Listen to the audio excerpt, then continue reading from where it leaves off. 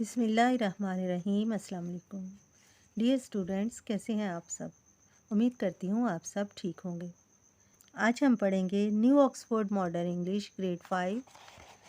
Students, lesson हम पढ़ रहे थे the word in a wall, एक दीवार में दुनिया। आज हम इसकी एक्सरसाइज को सॉल्व करेंगे। एक्सरसाइज कंप्रीहेंशन ए में है। क्वेश्चन आंसर हैं। Answer the following question. Where does Gerald hunt for animals and why? Answer हम देखते हैं बच्चों। आंसर है बच्चों, Gerald hunt for animals in an ancient wall. Gerald एक पुरानी दीवार में एनिमल्स को या उस क्रिएचर को हंट करता था, शिकार करता था। It is a good place to find them. ये उनको तलाश करने की एक अच्छी जगह थी। Because different creatures live in the cracks of the wall. Next question है बच्चों, explain who the following characters are who the following character are and find information about what happens to them in the text। ये हमने बताना है कि ये दो किरदार कौन कौन से थे, लैरी और रॉजर, और इनके साथ क्या हुआ, मतलब इनके बारे में हमने थोड़ी सी डिटेल बतानी है। लैरी के बारे में थोड़ी सी एक्सप्लेनेशन है। Larry is an elder brother of Gerald reel. He talks a lot, वो बहुत ज़्यादा बोलता है। ही स्मोक्स, वो सिगरेट पीता है। And picks up the match box, और वो मैच बॉक्स को खोलता है। फुल ऑफ स्कॉर्पियंस, वो जो कि भरी हुई थी बिच्छुओं के साथ। आफ्टर दिस, इसके बाद, आफ्टर दिस इंसिडेंट, इस हादसे के बाद, ही स्केर्ड, वो डर जाता है, ऑफ मैच बॉक्सेस, यानी उसे फोबिया हो जाता है और वो मैच बॉक्सेस को खोलने से डरता है। ये थोड़ी सी उसके बारे में है डिटेल कि वो जेराल्ड का बड़ा भाई था और बहुत ज़्यादा बातें करता था, सिगरेट भी पीता था। और जब वो इस हादसे में, जब वो मैच बॉक्स को खोलता है जो कि बिच्छुओं से भरी होती है, उसके बाद वो मैच बॉक्स को खोलने से, यानी माचिस खोलने से बहुत डरता है और उसे ये खौफ होता है कि हर माचिस में कहीं बिच्छू ना हो। रॉजर क्या था? Roger is a dog. Roger एक कुत्ता है एंड फ्रेंड ऑफ जेराल्ड, और वो जेराल्ड का दोस्त है। ही बार्क्स लाउडली, वो ऊंची आवाज़ में भौंकता है। व्हेन द इंसिडेंट हैपन्स, जब ये वाक़या होता है तो वो ऊंची ऊंची आवाज़ में भौंकता है। अगला क्वेश्चन है, what does Gerald think? Gerald क्या सोचता है? The female scorpion is wearing, जब वो मादा बिच्छू को देखता है तो वो क्या सोचता है? व्हाट गिव्स हर अपीयरेंस, और उसकी ज़ाहरी हालत कैसी होती है? जेराल्ड थिंक्स, जेराल्ड सोचता है, that female scorpion is wearing a pale fawn fur coat. Gerald सोचता है कि ये जो मादा बिच्छू है, इसने एक भरी हुई फर वाला कोट पहना हुआ है, हालांकि उसके ऊपर उसके छोटे छोटे बच्चे जो थे वो चिमटे हुए थे। Why does Gerald forget about the scorpions? Gerald बिच्छुओं के बारे में क्यों भूल जाता है? After he has put them in the match box, जब वो उनको माचिस की डिबिया में बंद करके घर लाता है तो फिर वो उनको रख कर क्यों भूल जाता है? Answer is, he forgets about the scorpions because he gets busy with feeding his dog. Next question है बच्चों, what happens to Gerald? Gerald's mother, Gerald की मदर के साथ क्या होता है? During the chaos at the end of lunch, जब lunch ख़त्म होता है और उस अफरा तफरी में जेराल्ड की मदर के साथ क्या होता है और वो क्या महसूस करती हैं? आंसर इज़, जेराल्ड्स मदर, यहाँ बच्चों कोमा अपोस्ट्रोफी और यहाँ एस का इस्तेमाल करेंगे। Gerald's mother is so shocked, Gerald की मदर बहुत ज़्यादा शौक में आ जाती हैं, यानी हक्का बक्का हो जाती हैं। That she is left gasping and unable to speak, और वो अपने हवास को खो बैठती हैं और बोलने के काबिल नहीं रहती। चनीज, why does Gerald stay away from the family in the afternoon? अब इस क्वेश्चन में पूछा ये जा रहा है कि जेराल्ड अपनी फैमिली से उस आफ्टरनून में, उस पहर में दूर क्यों रहता है? ही नॉज, वो जानता है। दे ब्लेम हिम, वो इसको ब्लेम करेंगे, वो इस पर इल्ज़ाम देंगे। फॉर द इंसिडेंट, इस तमाम वाक़े का।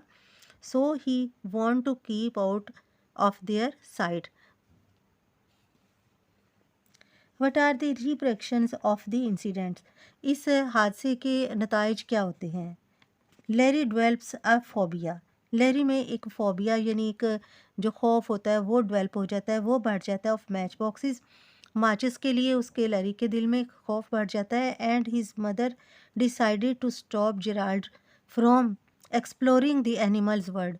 और उसकी मदर ये फ़ैसला करती है कि जेराल्ड जो कि एक्सप्लोर करता है, जायज़े लेता है एनिमल्स वर्ल्ड के बारे में, या उसका इंटरेस्ट था, इसको रोक दिया जाए। नेक्स्ट क्वेश्चन है, व्हाई डू यू थिंक, आपके ख्याल में, that this chapter is called the word in a wall, क्या आपके ख्याल में ये क्यों इस चैप्टर को कहा गया है कि word in a wall? This chapter is called the word in a wall, a hole words of a hole word of insects live in the wall, क्योंकि तमाम जो दुनिया के एनिमल्स, इंसेक्ट्स होते हैं वो इस वॉल में रहते हैं। यानी जेराल्ड जब तलाश करता है तो उसे हर तरह के इंसेक्ट्स यहाँ मिल जाते हैं, इसलिए इस चैप्टर का नाम भी the word in a wall लिखा गया है।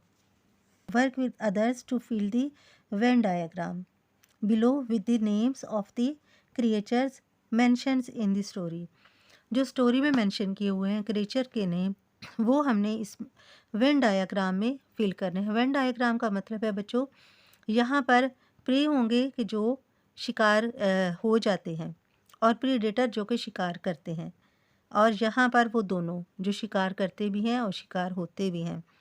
तो शिकार होने वालों में फ्लाई, मोथ, बटरफ्लाई और कैटरपिलर थी, जो कि प्रीडेटर जिनका था लिजर्ड, जो कि छिपकली से शिकार होते थे। और यहाँ पर ये जो इंसेक्ट्स हैं, जैसे टोड है, स्पाइडर है, ड्रैगन फ्लाइज है, ये शिकार करते भी हैं और इनका शिकार हो भी जाता है। Question number 2 is answer the following question with reference to context. I completely forget about my exciting new captures. ये किसके बारे में है, ये लाइन किसने कही थी? नीचे इनके क्वेश्चंस के आंसर्स हैं, चलिए देखते हैं। पहला क्वेश्चन है, who forgot and what distracted him. कौन भूल गया और किस चीज़ की वजह से उसकी तवज्जो जो थी वो दूसरी तरफ हो गई। यहाँ पर इसका आंसर है Gerald forget because Gerald forgot, Gerald भूल गया, because lunch distracted him. Why did the captures the creatures. इसका आंसर है he was captured because he wanted to see the young scorpion grow up. उसने उस creature को क्यों पकड़ा था? इसलिए कि वो उनको बड़ा होता हुआ देखना चाहता था। Where were the captured creatures and what happens next, और इसके बाद क्या हुआ। थर्ड क्वेश्चन है कि उसने कहाँ रखा था। The captured creatures were in the match box, और इसके बाद क्या हुआ। When Larry open the match box he gets a big shock. जब लैरी ने उस मैच बॉक्स को खोला, उस माचिस के डिबिया को खोला, तो उसे एक बहुत बड़ा शॉक लगा, सदमा हुआ, which makes everything panic. Let's see the exercise B. Students use the following words in sentences of your own to show that you understand what they means. ये जो वर्ड्स दिए गए हैं ये चैप्टर में से हैं, और हमने इनके सेंटेंस बनाने हैं, और साथ हम ये भी जाहिर करेंगे कि हमें इनके मीनिंग की समझ आ गई है। First one is bulking. Bulking का मतलब है फूली हुई। बल्किंग वर्ड यूज़ हुआ था दीवार के लिए जो कि फूली हुई थी, पुरानी दीवार फूल गई थी नमी की वजह से। इसको हम अपने सेंटेंस में यूज़ करेंगे। My pocket is bulking with peanuts. Reluctantly ये था हिचकिचाते हुए। हिचकिचाते हुए ये वर्ड भी हमने चैप्टर में से लिया है। ही थॉट उसने सोचा, फॉर अ मोमेंट थोड़ी देर के लिए, and reluctantly agreed. Enraptured, I was enraptured by her beautiful voice. Surreptitiously, Chupke Chupke, Ali surreptitiously had a look in the answer book. यानी अली ने चुपके चुपके पेपर के दौरान आंसर बुक पर एक नज़र डाली। Oblivious, बेखबर या गाफिल। Oblivious to the fact he is wasting his time. Next is inhabitants, बाशिंदे। दीवार में रहने वाले जो बाशिंदों का जिक्र हुआ था। The inhabitants of wall were insects. Dawdling, सुस्ती। स्टॉप डॉडलिंग, सुस्ती को ख़त्म करो, and help me in studies. Confetti, confetti को हमने पढ़ा था चमकदार लहरिए या डेकोरेशन वाले वो चमकदार कागज़। द बॉयज़ टोस्ट कॉन्फेटी, लड़कों ने चमकदार लहरियों को उछाला इनटू द एयर, हवा में, ऑन बर्थडे पार्टी पर। नेक्स्ट क्वेश्चन है बच्चों, टाइप्स ऑफ नॉन। नॉन की किस्में। Here are some common collective noun. Collective noun बच्चों उन नाउन को कहते हैं जो कि किसी मजमा के लिए या इकट्ठी चीज़ों के लिए इस्तेमाल किए जाएं। जैसे है कि फ़ौज के लिए आर्मी यूज़ करते हैं, army is a collective noun. Class, एक क्लास में डिफरेंट स्टूडेंट्स हैं, a lot of students have in class, but हम उसे क्लास कहेंगे, एक क्लास कहेंगे क्योंकि क्लास कलेक्टिव नाउन है। इसी तरह बहुत सी चीज़ें हैं जो कलेक्टिव नाउन के लिए हम यूज़ करते हैं। जैसे यहाँ पर कुछ कॉलोनी है, एक कॉलोनी को हम एक कॉलोनी कहेंगे, लेकिन कॉलोनी में बहुत ज़्यादा घर होते हैं। और हीप जैसे कि ढेर है किसी चीज़ का, और ढेर में तो सैकड़ों चीज़ें होती हैं और उनको एक ढेर कहा जाता है। इसलिए जो भी ज़्यादा चीज़ों का एक ढेर या एक मजमा या इस तरह की कुछ मुख्तलिफ चीज़ों को इकट्ठा करें तो उनको कलेक्टिव नाउन का नाम देते हैं। यहाँ पर है कलेक्टिव नाउन जिनको हमने आपस में मैच करना है। रेंज है, रेंज ऑफ हिल्स। नेक्स्ट है कॉलोनी, कॉलोनी को हम colony of arts. Heap of stones यानी स्टोन्स का ढेर। यहाँ पर हर्ड ऑफ कॉज हम करेंगे, गाय जो होती हैं, गाय का हजूम, और या रिवर उसको कहा जाता है। फ्लॉक ऑफ शीप भी इस तरह, शीप का river. Pack, pack of horns, शिकारी कुत्तों का एक बहुत बड़ा पैक जिसको कहते हैं कि एक उनका ग्रोह।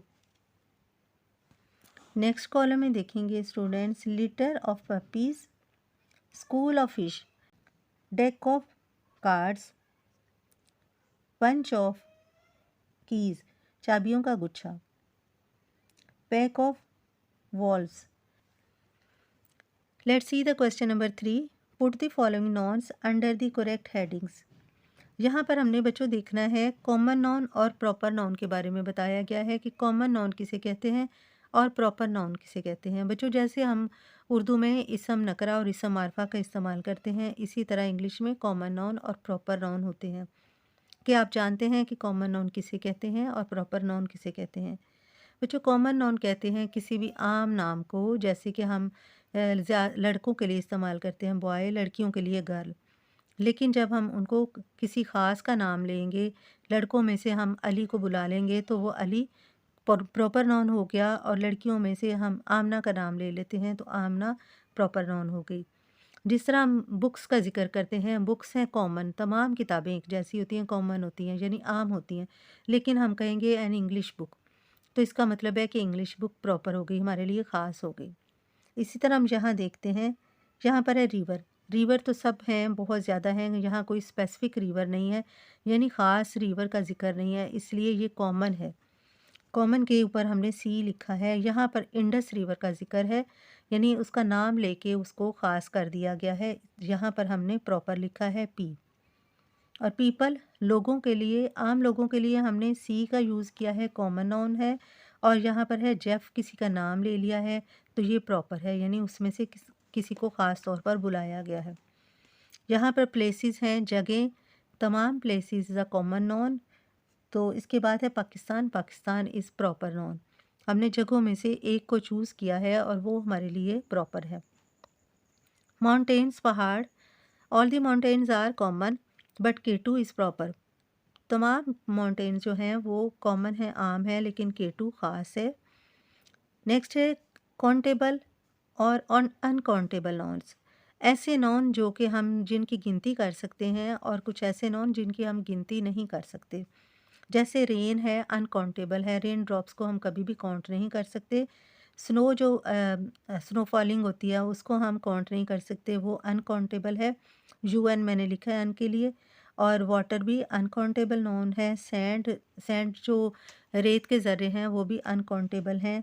राइस, इनको भी हम काउंट नहीं कर सकते, ये भी अनकाउंटेबल है। स्टोन्स को मैंने अनकाउंटेबल भी लिख दिया, काउंटेबल भी लिख दिया है। ज़्यादा हीप ऑफ स्टोन हों, बहुत बड़े-बड़े, तो उनको हम काउंट नहीं कर सकते। और अगर स्मॉल स्टोन्स 8-10 पड़े हों तो वो काउंटेबल होते हैं, इसलिए मैंने इन पर दोनों लिख दिया है, क्योंकि इस पर दोनों कंडीशंस आती हैं। और फिर नेक्स्ट है टीथ है, टीथ काउंटेबल हैं क्योंकि हम इनको इनकी गिनती कर सकते हैं। फ़र को हम अनकाउंटेबल है, यूएन मैंने लिख दिया है, फ़र को हम काउंट नहीं कर सकते। पेन्स, पेन्स की हम गिनती कर सकते हैं, पेन का सी लिख दिया। और जैकेट्स को भी, ये भी काउंटेबल नाउन है। डियर स्टूडेंट्स, एक्सरसाइज ए और बी को हमने सॉल्व किया है, क्वेश्चंस के आंसर्स कंप्लीट कर लिए हैं। इंशाल्लाह अब हम एक्सरसाइज सी और डी को नेक्स्ट लेक्चर में सॉल्व करेंगे। अपना ख्याल रखिए, चैनल को सब्सक्राइब कीजिए। अल्लाह हाफिज़।